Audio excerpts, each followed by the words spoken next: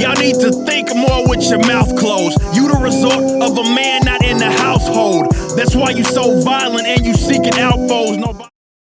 Welcome to 3 Count Commentaries. Today we're going to be talking about Broken Skull Sessions featuring Double J, Jeff Jarrett. But we're going to do a little bit something different too. On this channel, we used to do a thing called Roots of Storytelling, where I used to go through the timeline of a storyline and basically break it down. So we're going to do that here because I had a version of Roots of Storytelling that featured Jeff Jarrett. It was called The Real Double J. And we're actually going to talk about that extensively when we get to Jeff Jarrett in the WWF, because I want to be able to flesh that out a lot, because that was a really good character. I know a lot of people kind of ish on the whole Double J, Jeff Jarrett, honky tonk man singing gimmick, but I loved it. And I loved it because, especially looking back on it, now that I appreciate stories a lot more. But that's kind of the overall focus of this whole Jeff Jarrett situation, is that Jeff Jarrett's always been a guy who's been there, but never really appreciated. And I think a lot of people are not, I wouldn't say they're coming around on Jarrett, but in recent years, he has gotten more appreciation for the things that he's done than he used to, especially when he was actively wrestling all the time. In TNA, I just remember people hated Jeff Jarrett. They could not stand Jeff Jarrett. But now we're a couple of years removed from Jeff Jarrett being at the top of TNA and running TNA. Some people wish he was still there. So we're going to talk about Double J, and I want to talk about that because that was really fun. But let's start with where they started with the Broken Skull Sessions. So Broken Skull Sessions, basically, they went a couple of minutes to explain why there is no heat between Jarrett and Austin. The mythology goes that there's at least 2 or 3 things that Austin shut down Jarrett as a top contender in 1998. And it was expressed later that that was one of the reasons why Jarrett went back to WCW, because he felt that he wasn't going to go beyond being the Intercontinental Champion. Again, underappreciated. But they kind of took a couple of minutes to squash that. And they actually talked about a little bit of their background, how they, Jarrett was Jerry Jarrett, father of Jeff Jarrett, who used to run the Memphis territory. He was the first promoters that Steve Austin ever worked for. And there's this incredible story. And I heard that this story was the reason for the heat. And Austin kind of laughed it off here. And you can call it the payoff myth. So the payoff myth is that Steve Austin, in this story, was the agreed upon guarantee was $100 a night for the Jarrett territory. When Jerry Jarrett couldn't make that, he paid Steve Austin whatever he could. And since the agreement had been broken, Steve Austin was kind of staring at his check incredulously, like, what is going on with this? Why is this check so bad? And Jeff, the son of the promoter, walked up to him, slapped him on the shoulder and said, well, it ain't gonna get any bigger by staring at it. And Austin kind of remembered that, and had some residual heat, which would be probably about 7 years later over that. Now, for me, it made sense at the time. I was like, Jarrett is kind of a douche. They kind of glossed over the whole Deborah thing. I'm pretty sure that involved in this somewhere.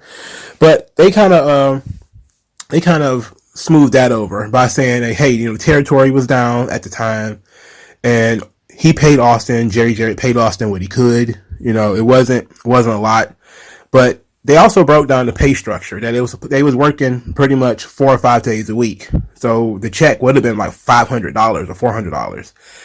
But when they couldn't get the $100 guarantee, it was significantly less. And so they were pretty upset about Austin was pretty upset about it. So Jeff Jarrett said that he kind of took that line, it ain't gonna get any better by staring at it, from a guy named Frank Morrell, who, when other wrestlers would fall short of their guarantees, that's what he would say to them, is, it ain't gonna get any bigger by staring at it. So Jarrett thought he was joking with the guy, and Austin didn't take it personally. But they also talked about the USWA, how it was a great training ground because it was a loop, and you go through the loop, and you worked the same towns pretty much every week, which forced you to wrestle a different match every time because there was going to be the same people there. So you may wrestle the same people over and over again, but you had to wrestle differently in a different time. They also showed some footage between Austin and Jarrett, with Austin running commentary over top of it, which is pretty hilarious. And I wish they would put the USWA stuff on the Peacock if they have it. I don't know if they have it. Do they even have the USWA block? I don't know. Well, it's kind of a mess, isn't it? Because the whole Memphis thing ended up falling apart because of Jerry Lawler pulling out of the USWA. This was after they bought, I believe it was WCCW, which would be the Von Erichs. So they bought them, compiled the two territories together to the USWA, and it wasn't really a national brand. Vets basically used it as a training ground for a lot of his guys, Flex Cavana being one of them, aka The Rock. And so we had that. I hope they have it. If they have it, they need to show it, because I really want to watch. I watched USWA as a kid. I watched it as a kid. So they talked about Jeff Jarrett's background. Christine Jarrett, his grandmother, was in the business. She sold tickets and ended up becoming a promoter. She was abandoned by her husband during World War II, and basically she was a single mother, and that's what pushed her into going into wrestling.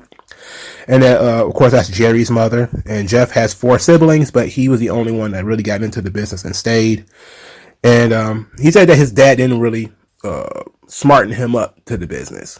So there was a situation where Jeff was watching his dad get beat up in the ring, and he said that he remembers crying about it and being really upset about it. And that's one of his earliest memories of wrestling. And you see that there's a lot of wrestlers who went through that their dad was in the ring and dad didn't smarten them up. So when you're watching dad get stomped out and beat up, that can be a little weird, right? So, but hey, that was a different time, where you didn't even tell your kids it wasn't real. Because then, I mean, just imagine that, though. Your dad gets his ass whooped. Everybody in town knows who he is. And you got to go to school, and your dad just got his ass beat by Jerry the King Lawler. That's probably still fun. Anyway, he started out as a referee before he was trained by Tony Falk. He had his first match in April of 1986 when he was 18 years old. And interesting thing here is the earliest Jarrett picture that they used was a picture licensed to them by Jim Cornette. So that was pretty interesting. All right, so the footage from the Austin Jarrett match was in 1991. 2 years later, we get the WWF calling because they want to pick up Jeff Jarrett. Vince told Jerry from the beginning that he wanted to turn Jeff into a heel. And Jeff had never worked heel before, so he was a little skittish, but still very excited. And he made his debut December 18th, 1983. And now he had to put together a character. So he wasn't music star Double J yet. He was basically plain old Double J. And around, let's say, I think October of 93, they started running these vignettes. And this is where we kind of get into the roots of storytelling article, because Jeff Jarrett in the Broken Skull session said that he was basically sat down and told, hey, 10 to 12 weeks of vignettes, and we're going to introduce you as this music star character with the roadie and everything. So we get outside the Country Music Hall of Fame is Jeff Jarrett. And he's talking about how he's already the greatest wrestler of all time, that he's a natural wrestler and he was born into a wrestling family. But his true love is something that is not easy for him, which is country music. And that he has all the talent in the world, but he can't catch a break. And blames the corrupt music business for his inability to break through. He then makes fun of Garth Brooks by saying that Garth Brooks makes more babies than hits, and that he's an outsider. That Jeff Jarrett is a real country music singer because he's from Tennessee, while Garth Brooks is from Oklahoma. So what the hell does he know about country music? Then he says he's going to use the WWF after proving to be the best wrestler. He's going to make the music companies come to him and beg him to sign up. And I was like, okay, now we got something. This was the first vignette. They're standing outside, I think, the Country Music Hall of Fame. So you get the visual of the Country Music Hall of Fame, and Jeff Jarrett is there complaining about how the music business is corrupt and he wants to get in. So November of 1993, there's another Jeff Jarrett vignette. Jeff Jarrett is now at the studio. He's still blaming the corrupt music business. He's in the Ryman Auditorium, by the way. He's standing outside the Grand Ole Opry. He's talking about how the Grand Ole Opry is dead. And you see the Grand Ole Opry is covered in graffiti. He dissed some more country singers. Basically says how he's going to use the WWF and wants the WWF renamed to the Double JF. He had been using this gimmick before, the Double JF. He had been using that gimmick before. So the second vignette, or the third vignette, he talks about the corrupt politics of the music business. And he's outside of Buddy Lee Attractions, which is the #1 talent agency for country music at the time. And he's outside talking about how he can't get a break. He says, a local boy can't get a break. I guess I have to be an outsider like Willie Nelson, who's from Texas, and made fun of how old Willie Nelson was. This was in 1993 or 1994 at this point in time. So Willie Nelson was old then. And Jeff Jarrett's making fun of how old Willie Nelson is. This is 1993, 1994, and they're making fun of how old Willie Nelson is then. Jarrett then says that Willie Nelson can't carry a tune in a bucket. I can't say it without laughing. Then he says that he's the best wrestler. He's got the best voice. He's the greatest singer. And that he's going to use the WWF to prove that he is the best. And he's going to make Buddy Lee Attractions, the #1 talent agency for country music, come to him. Once he proves that he is the best, everyone's going to know it. So November 22nd, 1993, there's another vignette for Jeff Jarrett. Now, Double J is auditioning bandmates at this point. This is where we actually get Miss Jacqueline. She's one of the, she's an assistant in this thing. This is, I think, her earliest WWF appearance. She's an extra in this. And Double J hates the band. He essentially is complaining consistently about the band and that the band sucks. And he says he's going to do it himself. To get to the top, he's got to do it himself. He's going to play all the instruments and he's going to sing. He's going to do everything. November 29th, 1993, he's going to invade Buddy Lee Talent Agency by going in and claiming to be Buddy Lee's cousin with a man that he knows as, it's just some guy. I don't know who the guy is. I wish I knew who the extra was that's playing Buddy Lee's cousin, but the name is RP Lee. Jarrett finds a guy. The guy tells Jarrett he can't be in there, but he says that you're the wrestler that was outside of our offices last week complaining, aren't you? And he says that you need to just stick to wrestling. And Jarrett says, look, I'm the best singer this town has ever had, and you need to give me a shot. And then he gets thrown out, which is absolutely fantastic. We get the debut of the Roadie, December the 5th, 1994. It might have been 1993 actually. So, he helps Jeff Jarrett beat the British Bulldog by count out by holding the British Bulldog's foot. So this is great. January of 1995, January 22nd, 1995, Jeff Jarrett wins the Intercontinental Championship from Razor Ramon. Razor would win it back at a house show after WrestleMania, which would be May 19th, 1995. And this will be in Montreal. And Jarrett won the title back in May 21st in Quebec. So Jeff Jarrett is the Intercontinental Champion in July 1st when the With My Baby Tonight music video comes out. So now we kind of move back over into the Broken Skull Sessions a little bit because this is where we get the backstory for the song. So Jeff Jarrett is told by Bruce Pritchard, just come to the studio and learn this song.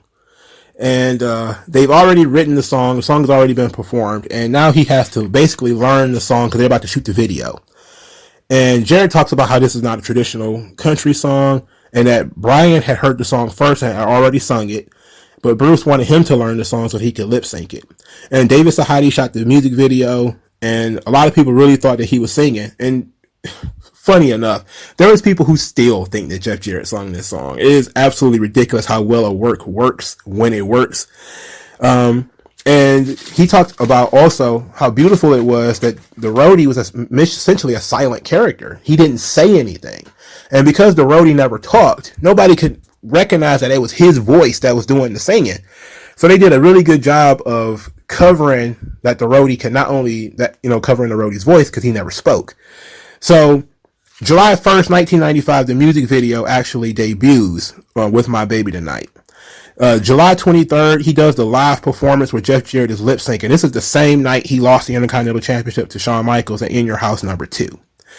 So this was essentially kind of it for Jeff Jarrett in terms of his first run in WWF.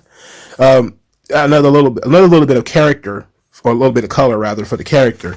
That the character of Double J, the music character, was based on a Porter Wagner, who was a flamboyant country singer from the 1960s. He used to do songs with Dolly Parton. And the best thing about the Jarrett character is that while his ambition is absolutely ridiculous, it is an absolutely ridiculous concept, it's not wholly unrealistic. When you look at other wrestlers having used wrestling to get into other industries, in recent years, we've seen wrestlers get into reality TV. But for years before that, it was using wrestling to get into movies. And they had actually done music albums. WWF had done music albums. They did the Power Driver album in the 80s. So it wasn't completely out of the realm of possibility that Jeff Jarrett, if he was incredibly talented, would be able to use wrestling to slingshot himself into the music business. Now, as there's several wrestlers that I can think off the top of my head that actually did go into the music business. Mickey James, Jeff Hardy, Lita, they all have bands.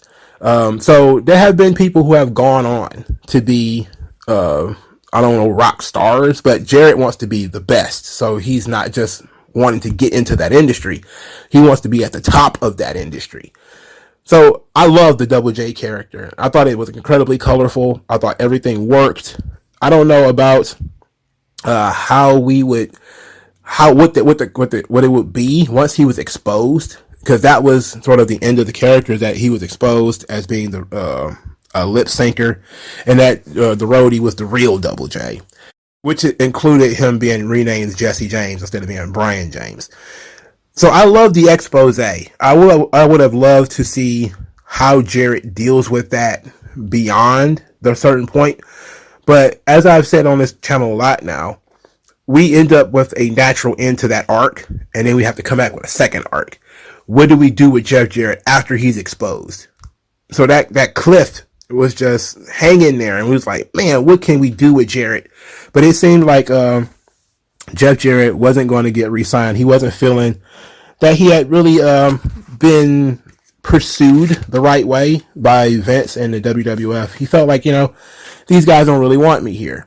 So he says he got into a car wreck in about 96, and he signed with WCW in 96. He got into a car wreck in 95, and that his back went out, and he was sitting on the sidelines, and his contract just kind of elapsed.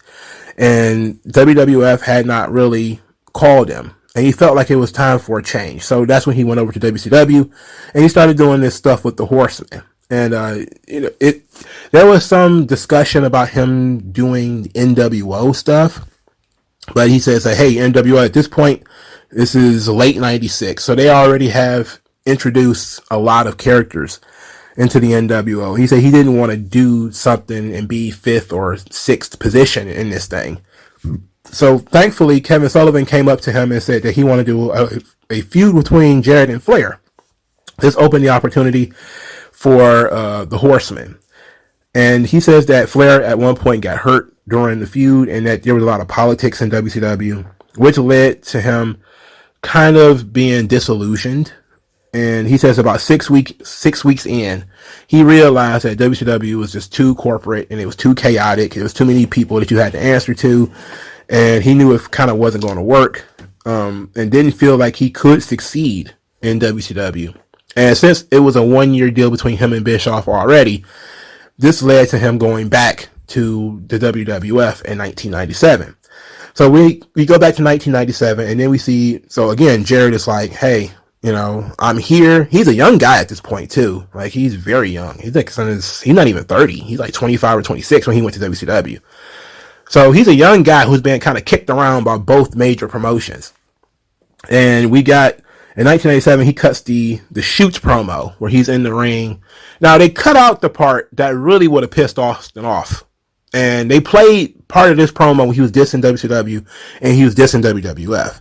But in this promo, he also dissed Steve Austin, talking about the blasphemous Austin 316 gimmick. That's the thing, along with the Deborah stuff, that I believe is the source of the heat. Now they try to say, oh, there's no heat between us. But it's like, well, we did kind of surgically remove that Jeff Jarrett was, talking about how blasphemous Austin 316 was.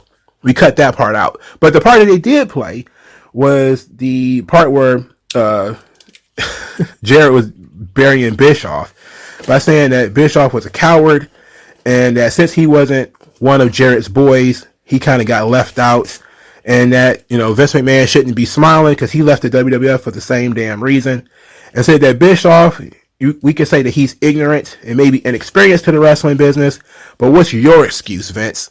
And Vince just kind of said, he's on commentary at the time Vince was doing commentary. It's still before he's outed as the boss already, but he's not there yet. He's not Mr. McMahon yet. And so he says, what's Vince's excuse? Then he tells Vince to stick "What's My Baby Tonight" up his butt and that his character was stupid. I disagree. I love Double J, the music guy.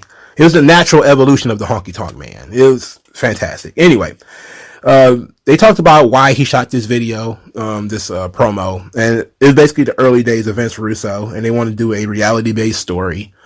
And then he floundered after this, which is typical of Vince Russo. He gets what he wants out of you, as far as, we're going to do reality TV, bro, and then you flounder. So he says that, hey, they tried the NWA thing. They didn't mention the NWA, but he said the Aztec look when he was wearing the white onesie, that didn't work out. Then he said he thought about bringing in Tennessee Lee to recreate Double J, and it didn't fit the era. It felt a little too carny for the Attitude Era, so they got rid of that. And Vince McMahon decided that Jeff Jarrett needed a new look. This led to Jeff Jarrett losing his hair versus hair match to X-Pac, which is actually an underrated match, by the way. Jarrett was very underrated at this point. And this led to the team with Owen Hart. Once he shaved his head, cut his hair, him and Owen Hart were essentially in the same position. They were two guys who were both the sons of promoters, but they weren't loud personalities. They weren't big personalities. So they were two guys who were situated in the same position. New generation, top guys who are now kind of shoved down. And it made a natural tag team between the two of them. And Jeff talked about how him and Owen didn't talk about wrestling, that they lived a similar lifestyle. They had children, talked about, their dads being promoters and not being able to break through as single stars, especially as heels, because of how much, talent that was there at the time. So they kind of stuck being a tag team. And he said that traveling with Owen was like living in Seinfeld. That, that Owen started a debate with a waitress over how to spell San Bernardino. And it was basically a joke that the waitress didn't know that she was being pranked or whatever. And Owen basically would tell the lady he didn't know how to spell San Bernardino. And actually got a bunch of guys involved with this. And it was like one big rib. They told the story of what Jeff Jarrett was doing when Owen fell from the ceiling at Over the Edge. And basically he was preparing for a different match. And he didn't really understand what was going on. And he said when he saw the ambulance go by, he thought it was a knee injury. Because he said he thought Owen had tweaked his knee or something like that. So he said he wasn't even thinking about how bad it was. He says that Owen's death didn't really affect him that much. Even though, we saw him crying during the Owen Hart Memorial, he said that it really hit him when he was going through his alcoholism thing about almost 20 years later. How badly this really affected him and kind of messed with his mind. So he talked about, the 98-99 version of Jeff Jarrett, that Don't Piss Me Off, where he was feuding with Edge and Chyna and, trading the Intercontinental title with them. And adding, misogyny to his character, him, putting women in their place. They, of course, skipped over Deborah, which, is a very important part of this character, right? And they kind of talked a little bit more about Moolah and Mae Young, about how these women really just wanted him to hit them with the guitar like he would hit a guy and not treat them like old ladies.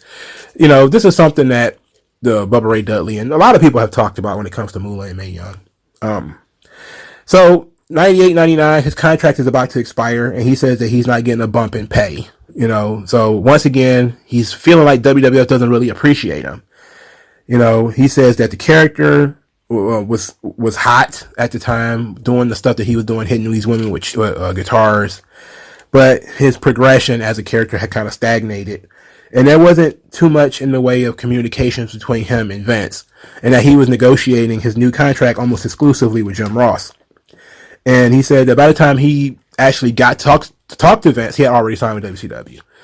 So they didn't mention too much the whole thing with him and Chyna, which I had never seen that match in full, by the way. The Jarrett Chyna match, I've never watched the entire match. I just had no interest in it. But the story goes that Jarrett supposedly held Vince up for $300,000 or something like that, and that's what made Vince have so much heat with Jarrett later.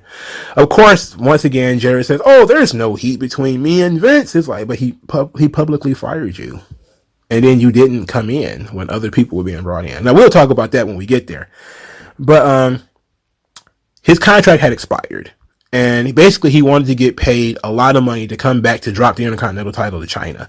So that's what happened. It's not that he pulled an Ultimate Warrior where he, I'm not coming in unless. He's not pulling, what happened was his contract had already expired. And he was still the Intercontinental Champion. So technically, he could have done a Medusa and went to WCW with the Intercontinental title and dumped it in the trash.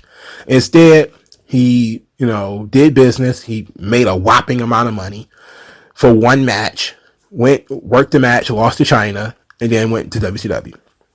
So they talked about the Good Housekeeping match, and that Pat Patterson came up with the finish where he would hit Chyna with the belt or something like that, pin her. But then the rules of the match is what you had to win by using a household utensil. And this would lead to the match being restarted, a dusty finish essentially. And Chyna wins the title by hitting him with some other type of household utensil.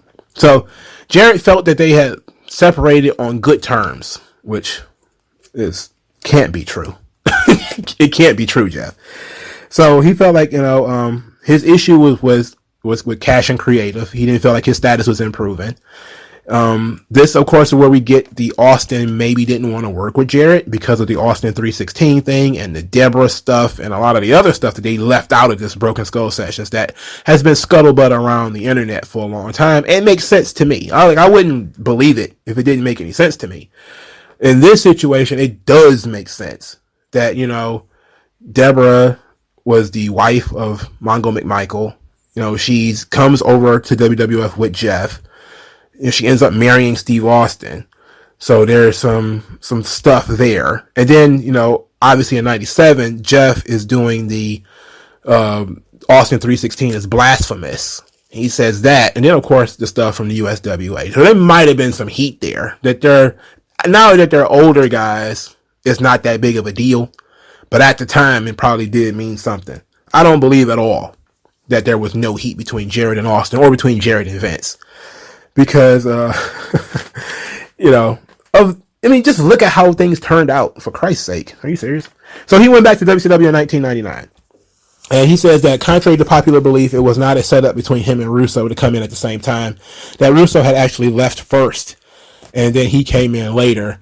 And he would have re-signed with WWF if they had shown any interest in having him back. But he didn't feel like they wanted him back. So this is the Slapnut era. So he says that, hey, I was hot from doing the angles with the women and the match with Chyna and everything. And I wanted to be a main eventer. I wanted to really stick it to be in a main event act. And Vince Russo had kind of agreed to do so.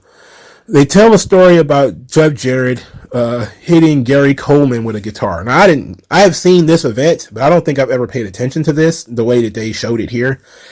Gary Coleman, who is a midget, I don't know if he's dead or not. He was supposed to take a guitar shot to the head. So Gary Coleman is nervous about this. So Jeremy Borash, who works at WCW at the time, takes Gary Coleman out to a toy store, apparently, according to Jeff Jarrett. They buy some toys. He comes back. He's still kind of nervous. So he wears a baseball cap on his head to protect his head from the guitar shot. And to add just a little extra padding, he stuffs the hat with toilet paper. It is one of the most low IQ things I've ever heard. It is incredibly low IQ. Anyway, so they showed the clip of Gary Coleman in the ring. He's super happy because I think Jeff Jarrett just lost a match or something like that. And he gets too excited. He's jumping around and his hat falls off. And as his hat falls off, you see the toilet paper fall off. So Gary Coleman quickly picks his hat up, stuffs it back with the toilet paper, puts it back on so he can get hit with the guitar. It's absolutely ludicrous. It is absolutely ludicrous. You can't script garbage like this. I need to watch more WCW because I'm sure I saw this event. I don't remember that at all. Now we get into a little bit of the controversy. Jarrett wins his first world title at Spring Stampede 2000 from DDP. This is where they did the completely unnecessary and stupid Kimberly heel turn where she turns on DDP, and it was ridiculous. And he says that, it was important to him to win that title, the big gold belt, because he grew up in an NWA territory. He grew up with a dad who was in the NWA, and it really meant something to him to have the same belt that Flair and Dusty had. It meant a lot to him to have that same belt, and that, WCW was going into a different era. The NWO had kind of been in the rear view at this point, even though we know the NWO never went away, which is part of the problem. But they weren't being pushed as being like the top guys anymore. This leads us to Bash at the Beach 2000. And Jarrett says that, he tells his side of the story. That he knew, about the drama going on between Vince Russo and Hulk Hogan. But Johnny Ace called him into a meeting. In that meeting, they agreed that on the Hogan-Jarrett match, and it would be a disqualification finish. Then Vince Russo would change it because he wanted Jarrett to win. And Hogan says, okay, I'll put him over, but what about me after the fact? And because Vince Russo didn't have an answer to that question about what Hulk Hogan was going to be doing after he does the job for Jeff Jarrett, Hogan nixed doing the job. He exercised his creative control, his Fu Manchu, that doesn't work for me, brother. And because Hogan had exercised his right, I guess, to refuse to do the job, they did the lay down concept, which, Jarrett was told to just do this by Vince Russo, and so he did. And he says that he was aggravated by Hulk Hogan, and it says that, this work didn't make any sense because, who benefits when you do a work in this or shoot or whatever in this sort of context that it doesn't really benefit anybody. Now, they kind of skipped the rest of his WCW run because, again, Jarrett was sort of a top guy, but he was an underappreciated top guy. Most people would say Jeff Jarrett shouldn't even been WCW World Champion. And you're not wrong. You're not entirely wrong. But he was WCW champion a bunch of times. So then they go through the Vince McMahon calling him out and publicly firing him. This, of course, has to be tied to the Chyna situation, the $300,000. Jarrett said there was no heat, but he didn't take it as a stiff shot. And didn't think Vince McMahon was mad at him and that he thought that they had ended on good terms. Like, Jeff, he paid you $300,000 for one match. Jeff, you have to be wearing a dunce cap in order to think that he's not going to be mad about that. He paid you $300,000 for one match. So then he says he had the summer of no worries, which is where he was on his WCW contract and he didn't have to work. So he was getting paid to basically do nothing but sit at home. And he saw Goldberg being brought in and Scott Steiner and Booker T and all those guys. And says that he thought maybe it wasn't the right time for him to come back yet. And that WCW had gone out of business, which created a void in the marketplace. And that's when he decided he was going to start up a wrestling company. So they didn't talk about TNA as much as I wanted them to, but I think we got a little bit good information out of it. So from 2002 to 2017, thereabouts, he was doing TNA. So he says that TNA, he was very proud of TNA, and it was a labor of love. And, he got an opportunity to get the start of the careers of Samoa Joe and Bobby Roode and AJ Styles and all those guys. And he's very proud of that. And he said he left because he lost confidence in the leadership, especially the executive leadership. And he didn't like the direction that the company was going in, that he was no longer the majority owner, so he couldn't really control it anymore. And then he talked about this difference in vision, where he said he wanted to be TNA wrestling, while the Carters, who were the majority owners at the time, they wanted to be Impact Wrestling. And he said that these are two very different things, by saying that he wanted to be an alternative, a strong alternative, and focus on the future stars, while the Carters wanted to be a number two, and they were the ones behind bringing in Hogan, Bischoff, and all of the WWF guys. That, you know, Jarrett was like, hey, I wanted to push all of the young guys, the AJ Styles, the Bobby Roodes, all those guys. But the Carters, they wanted Jeff Hardy and RVD and all of these dudes. They wanted all those guys to come in and be the top guys. And that they couldn't really come to an agreement on what to do. And so since he didn't have that much authority anyway, he decided to back out. And of course, that's when he started Global Force Wrestling. He talked about his alcoholism, which he called an allergy of the body and an obsession of the mind. Anthem ended up buying TNA from the Carters. And this is, so he really didn't have anything to do with TNA anymore. Even though we know that he was still involved with TNA until, I think, 2018. He was still sort of floating around TNA. He wasn't an owner anymore, so he's basically just an on-screen character doing stuff here and there. I think he was doing jobs mostly around this time. He said that essentially the alcoholism was stuff piling up. That, he found himself in a dark hole. Of course, his wife had passed away. The death of Owen Hart, the stuff with Kurt Angle, because he had gotten suspended for sleeping with Kurt Angle's wife. That was left out of this Broken Skull Sessions, of course. So that Dixie Carter had suspended him he got suspended for lying about it. The thing was that it was suspected that he had been sleeping with Karen Angle. And when he was confronted about it, he lied. And when they found out that it was true, he got suspended because he was the minority owner of TNA at the time. So basically they suspended, they sent him home. And there was a lot of personal stuff, was piling up. And that led to his alcoholism. So he went from having a couple of drinks a day to drinking all the time. And next thing you know, he was 7 days a week drunk. So he said that, WWE stepped in with the wellness program, and that Road Dogg had helped him get involved with the wellness program. And that, he ended up, after he got clean, and most immediately after he got clean, WWE called him to be brought back to the Hall of Fame. And he said that he was told by Vince that, welcome back, and that he was glad to be back and to, participate and still be welcomed into the company this way. So that was great. Then he talked a little bit about being at peace with a lot of his issues now, and that he has more perspective, being a little bit older than when he was before. And that he was glad to be into the Impact TNA Hall of Fame, which he called their Hall of Fame, as if he wasn't involved in it. He mentioned his last Outlaw run in GCW, where he was basically being Johnny Cash, and I thought that was very interesting that he would even mention that.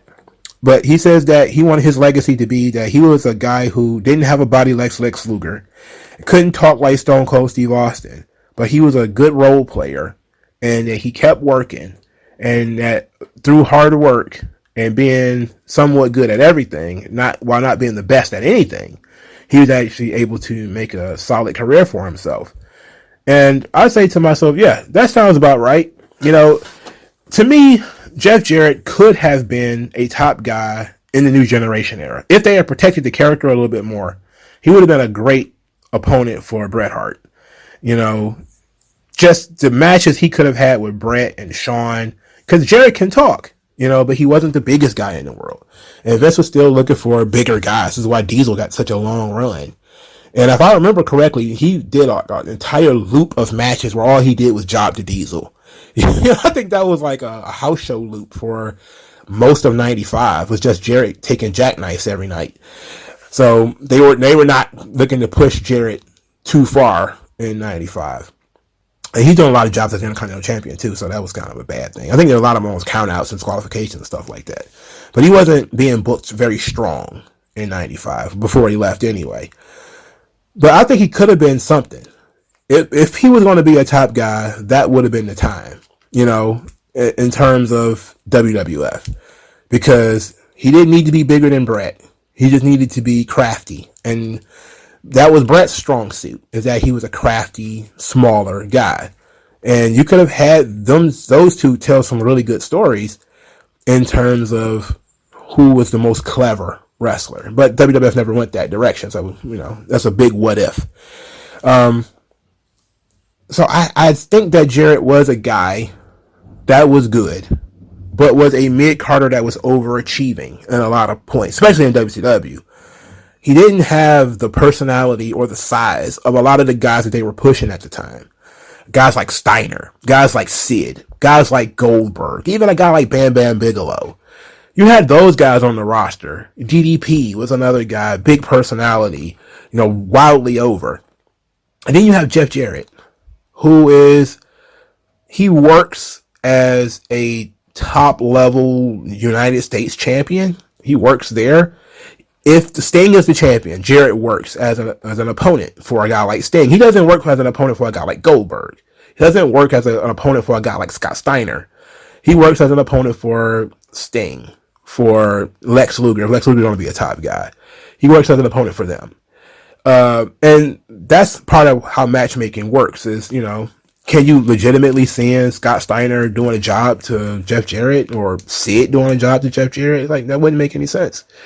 But that was the situation we found ourselves in because Vince Russo was pushing Jeff Jarrett. And to be quite honest, Hogan shouldn't have been doing no jobs for Jeff Jarrett anyway. Even though Hogan was a little bit older, you could come up with a crafty way for Hogan to lose to Jarrett. Pull the tights, hit him with the guitar, that kind of thing. You can find ways. But you had Jeff Jarrett just overachieving in WCW because he had the political game of Vince Russo being his friend. And then, of course, TNA was similar. Vince Russo was the booker. He was the owner of the company, along with his dad. So he definitely had the stroke back then. And it was that abuse of power that led to a lot of people really disliking Jeff Jarrett. But I think that Jeff Jarrett was a good worker who did indeed overachieve. I don't think he should have been world champion nearly as many times as he was. I don't have a problem with him being world champion. I had a problem with him being this dominant, nobody can beat this guy, world champion. And he never really went as far as most people would give him credit for, say that he did. Like, all of his wins were basically cheap, hitting people with the guitar, repetitive, that kind of thing. It's like, Triple H, when his reign of terror existed, it was a lot of underhanded stuff. It's just that sometimes people get sick of that shit. Like, it's okay, you can get away with it every once in a while. But then there's those times where people are kind of like, no. But what burned me out on TNA was usually when they went away from Jarrett and immediately went back to him. They would do that in WWF with Triple H too, where it would be like one long title run, but it wasn't. Like, Triple H wasn't champion for a long stretch of time. He would drop the belt, but it would be for like 30 days to this guy. He dropped the belt for like a month or two to this guy, and then he'd get it right back. And that's exactly what they were doing with Jarrett and TNA, and it was awful. So it's not hard to get sick of and be upset to why Jeff Jarrett was pushed. So he was a talented guy who, felt like the promoters didn't really appreciate him. That's why he kept bouncing back and forth, and that's why he started his own company. And two wrestlers out there who didn't feel like they were properly promoted and they were being taken advantage of. They weren't really getting the push or the pay or whatever, the cash or the creative. He set the standard. Basically, start your own company. And we can see that AEW followed that same exact pattern. The Young Bucks felt like they were underappreciated, underpaid by Ring of Honor. Kenny Omega, similar. Cody Rhodes, definitely by WWE. And so they formed this conglomerate to start AEW. And it's like, that should tell wrestlers right there, if you feel underappreciated, no matter how much that you actually already achieved, if you feel like you're not being paid up to your standards, just start your own fucking company. You can do it, and there's people out there willing to pay to help. So I think that he's an inspirational story. Personally, he's the son of promoters who became a promoter himself, who now works as an executive for WWE on live events. So he's still doing promoting, and he's been in the business for 30 years. And despite the fact that everybody kind of hates Jeff Jarrett for one reason or another, he's a an unforgettable part of your childhood for one reason or another. If you're like me, you remember JEFFJARRETT, or if you're a little bit like 10 years younger than me, you remember him from TNA. So it's going to be probably another 10 or 15 years before people are like, who is that guy? So he did well for himself. All right, what do you guys think? Like, share, and subscribe. I'll talk to you guys later, man. Peace.